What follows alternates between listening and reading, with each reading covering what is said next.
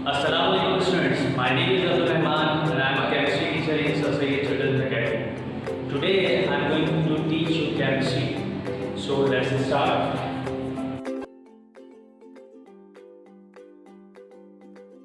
What is chemistry?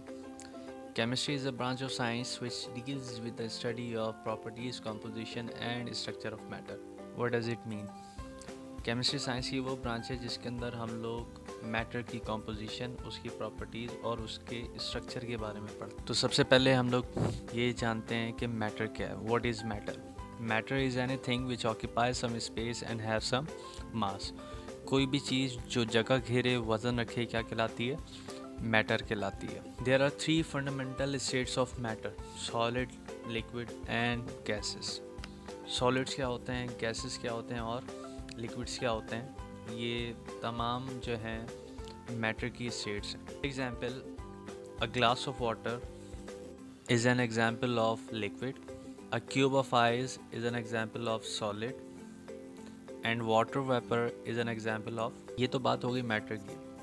अब इसको relate करते हैं केमिस्ट्री से। केमिस्ट्री फॉर एग्जांपल, आपके पास कोई भी मैटर है, सपोज़ के लाइक वाटर के जो फार्मूला होता है वो होता है H2O। वाटर की प्रॉपर्टीज़ क्या क्या हो सकती हैं और उसका स्ट्रक्चर क्या है। अगर हम केमिस्ट्री की बात करते हैं, केमिस्ट्री ऑफ वाटर, तो वाटर की कॉम्पोजिशन के मतलब वाटर का जो मॉलिक्यूल है वो किन एटम से मिलकर कंपोज हुआ हुआ है। So we discussed about the chemistry. Now it's time to discuss branches of chemistry. There are many branches of chemistry, but the main branches of chemistry are as follows: organic chemistry, biochemistry, polymeric chemistry, nuclear chemistry, environmental chemistry, inorganic chemistry, analytical chemistry, industrial chemistry and physical chemistry. But in this lecture I'm going to tell you about the 5 branches of chemistry, including organic chemistry, biochemistry, polymeric chemistry, nuclear chemistry and environmental chemistry. So the first branch of chemistry is organic chemistry. What is organic chemistry?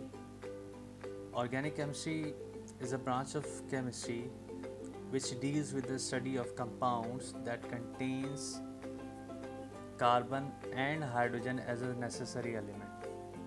Or simply we can say organic chemistry is a branch of chemistry which deals with the study of organic compounds.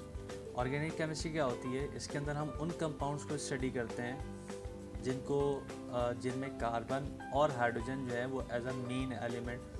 तो ऐसे compounds जिनके अंदर carbon और hydrogen हो, ऐसे compounds को hydrocarbons भी कहा जाता है। तो उनकी स्टडी जो है वो क्या कहलाती है? ऑर्गेनिक केमिस्ट्री कहलाती है। Application of organic chemistry. Number 1 is development and synthesis of medicinal drug. Organic compounds को हम लोग मेडिसिन्स बनाने के लिए और उनको सिंथेसाइज करने के लिए भी यूज़ करते हैं। हमारे पास जितने भी ऑर्गेनिक कंपाउंड्स हैं, ये ज़रूरी नहीं है कि हम जो है उन सभी ऑर्गेनिक कंपाउंड से मेडिसिन बना सकते हैं, लेकिन कुछ ऐसे ऑर्गेनिक कंपाउंड्स हैं जिनकी मदद से हम लोग मेडिसिन को सिंथेसाइज कर सकते हैं, डेवलप कर सकते हैं, बना सकते हैं। सेकेंड पॉइंट का मतलब ये है, हमारे पास ये जो क्रूड ऑयल होता है, जिसको हम लोग ख़ाम तेल भी कहते हैं, ये वो तेल होता है जो कि ज़मीन की तह से हम लोग निकालते हैं और इसमें से तकरीबन 200 से 400 कंपाउंड्स जो हैं उनको एक्सट्रैक्ट किया जाता है। उस क्रूड ऑयल में से इन कंपाउंड्स को निकाला जाता है और ये जितने भी कंपाउंड्स होते हैं, all of them are organic in nature. All of them are organic in nature. Second one is biochemistry. Biochemistry is a branch of science that explores the chemical processes within and related to living organisms. इससे मुराद ये है कि कोई भी living body like humans, animal, plants, bacteria, fungi etcetera, इन सब में जितने भी केमिकल प्रोसेसेस हो रहे हैं उन सब को स्टडी करना, ये सब बायोकेमिस्ट्री के अंदर आता है। Like metabolism, synthesis of macromolecules. इससे मुराद ये है कि लाइक हमारा डाइजेस्टिव सिस्टम है वो कैसे वर्क करता है। मैक्रोमोलिक्यूल्स कैसे कहते हैं? प्रोटीन्स हो गए, कार्बोहाइड्रेट्स हो गए, फैट्स हो गए, न्यूक्लिक एसिड हो गया, इनकी सिंथेसिस और इनकी डिग्रेडेशन, ये सारी स्टडी बायोकेमिस्ट्री के अंदर आती है। Application of biochemistry including medicine, nutrition, and agriculture. In medicine, biochemists investigate the causes and cures of disease, and in nutrition, they study how to maintain health and wellness and study the effects of nutritional deficiencies.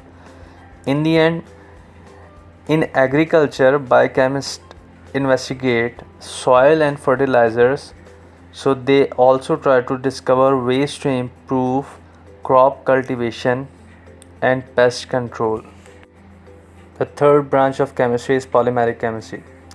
Polymeric chemistry is a branch of chemistry which deals with the study of polymerization. What is polymerization? It is a process in which small monomers units are composed with the help of a bond and form polymers. इससे मुराद ये है, polymerisation एक ऐसा process है जिसके अंदर monomers combine होते हैं बॉन्ड की मदद से, केमिकल बॉन्ड की मदद से, और पॉलीमर्स की फॉर्मेशन करते हैं. ये प्रोसेस पॉलीमराइजेशन कहलाता है. फॉर एग्ज़ाम्पल, अगर आप डायग्राम के अंदर देखें तो इसके अंदर एक मोनोमर है जो कि मल्टीपल मोनोमर्स के साथ मिलके बॉन्ड की मदद से एक पॉलीमर बना रहा है. ये जो पॉलीमर की फॉर्मेशन है ये क्या कहलाता है, मतलब ये जो प्रोसेस है ये क्या कहलाता है, ये कहलाता है पॉलीमराइजेशन. पॉलीमेरिक केमिस्ट्री की एप्लीकेशंस क्या हो सकती हैं?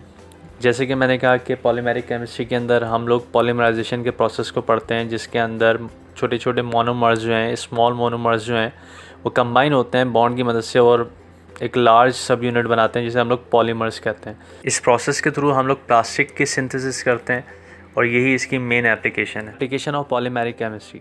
Fourth branch of chemistry is nuclear chemistry.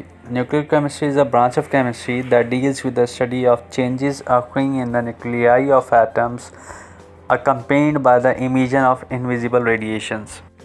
इससे मुराद ये है, न्यूक्लियर केमिस्ट्री में हम लोग उन एटम्स के बारे में पढ़ते हैं जिनको हम लोग रेडियो एक्टिव एटम्स कहते हैं या रेडियो एक्टिव एलिमेंट्स इनको कहा जाता है. रेडियो एक्टिव एलिमेंट्स वो एलिमेंट्स होते हैं जो कि एक ख़ास टाइम पे, एक ख़ास वक्त के बाद क्या हो जाते हैं, डिसइंटीग्रेट हो जाते हैं, ब्रेक हो जाते हैं, टूट जाते हैं.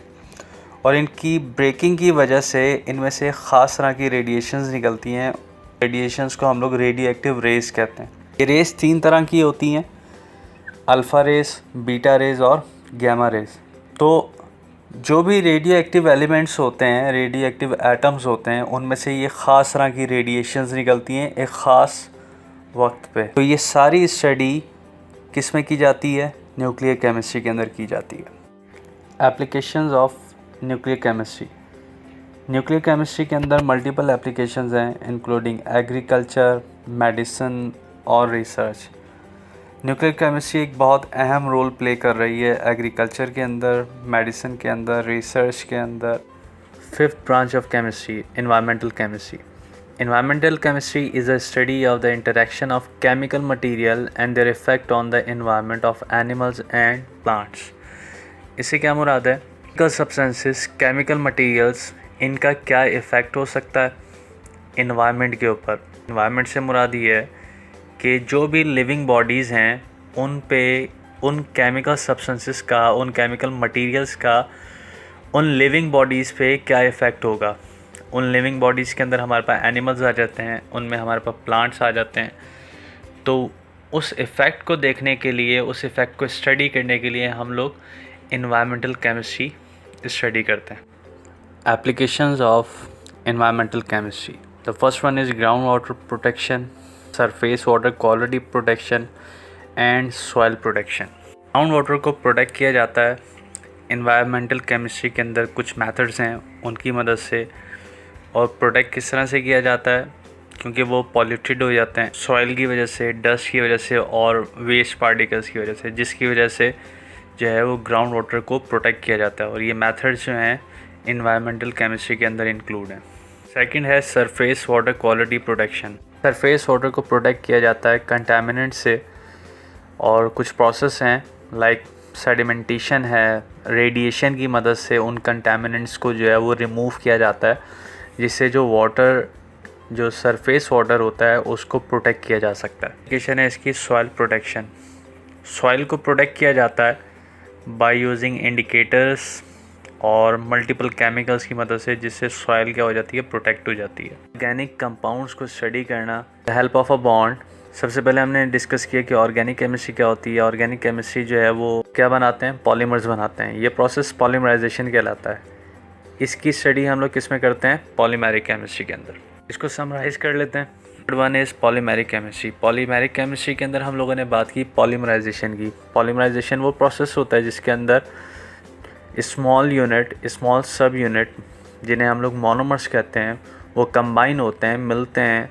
हमने डिस्कस किया न्यूक्लियर केमिस्ट्री को। न्यूक्लियर केमिस्ट्री के अंदर हम लोग रेडियो एक्टिव सब्सटेंस को स्टडी करते हैं। वो सब्सटेंस, वो एलिमेंट्स, मतलब रेडियो एक्टिव एलिमेंट्स तो एक ख़ास टाइम पर ब्रेक होते हैं और उनके ब्रेकिंग के नतीजे में इमिट होती हैं, रेज़ निकलती हैं। उन रेज़ को रेडियो एक्टिव रेज़ कहा जाता है। इनकी स्टडी हम लोग किस में करते हैं, न्यूक्लियर केमिस्ट्री में। लास्ट में हम लोगों ने डिस्कस किया एनवायरमेंटल केमिस्ट्री को। एनवायरमेंटल केमिस्ट्री के अंदर हम लोग केमिकल मटेरियल या केमिकल सब्सटेंसेस को देखते हैं, उनके इफ़ेक्ट को देखते हैं। इन्वायरमेंट में उनका क्या इफ़ेक्ट होगा, इन्वायरमेंट में उनका इफ़ेक्ट से क्या मुराद है कि उन केमिकल मटेरियल या उन केमिकल सब्सटेंसेस का किसी भी लिविंग बॉडी लाइक एनिमल्स या प्लांट्स पे उसका क्या इफ़ेक्ट होगा। ये हम किस में देखते हैं, एनवायरमेंटल केमिस्ट्री के अंदर। क्यों, सिंपली स्टडी ऑफ हाइड्रोकार्बन्स, मतलब वो कंपाउंड्स जो कि कार्बन और हाइड्रोजन से मिलकर बने, उन्हें हाइड्रोकार्बन्स कहते हैं। उनकी स्टडी क्या कहलाती है, ऑर्गेनिक केमिस्ट्री कहलाती है। सेकंड में हमने डिस्कस किया बायोकेमिस्ट्री। बायोकेमिस्ट्री के अंदर हम लोग उन केमिकल प्रोसेसेस की स्टडी करते हैं जो कि किसी भी लिविंग बॉडी के अंदर होते हैं।